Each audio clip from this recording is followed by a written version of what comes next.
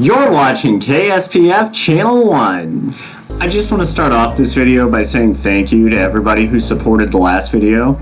It did better than any of the videos so far. I really had fun making it. I did enjoy getting to talk about sports with you guys, and would love to continue making these videos in the future, so please let me know what you'd like to see so that we can continue to have growth on this channel and continue to make better quality videos for everybody in the future.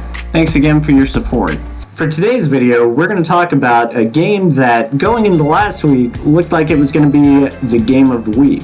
Now it's looking more like a game that has something to prove.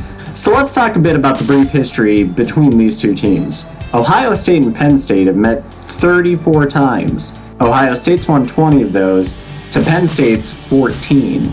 It might surprise a few people to learn that in 1990, Penn State joined the Big Ten Conference officially, but wouldn't begin playing football until 1993 in this conference. Since then, the two teams have played 27 times continuously, with just 8 meetings prior to Penn State joining the Big Ten. Alright, so let's talk about a little bit of comparison between the two teams historically. Ohio State all-time has 925 wins. That's second best in the FBS all-time. Penn State has 898 wins.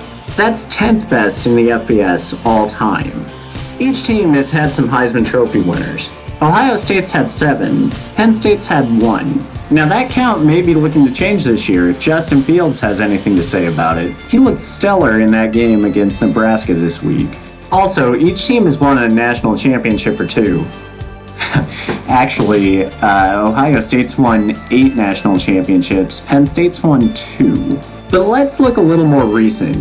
Since 2000, Ohio State has pretty well split this series with Penn State, as Ohio State's won 14 games to Penn State's 11. Let's take it even a little more recent.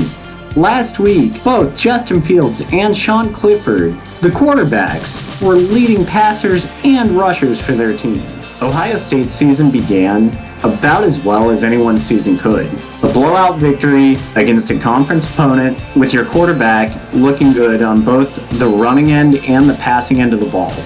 For Penn State, let's just call it what it is. You lost a heartbreaker in overtime to a team that probably didn't even deserve to be in that game. But your quarterback still rushed exceptionally well. He also passed the ball decent. The only thing that really hurts you is those 2 interceptions. So maybe just get the quarterback out there and practice some drills that could course correct what happened last week, what didn't go right last week.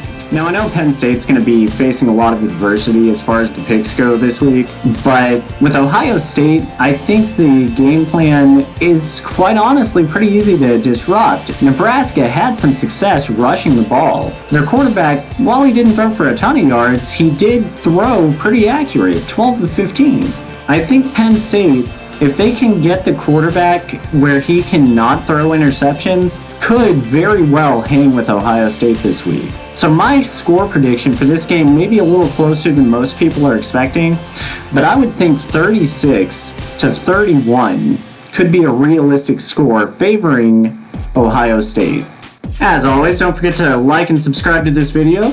Be sure to leave a comment telling me what you think the score prediction is going to be for this game. I'd like to hear what you have to say. And as always, go Pokes!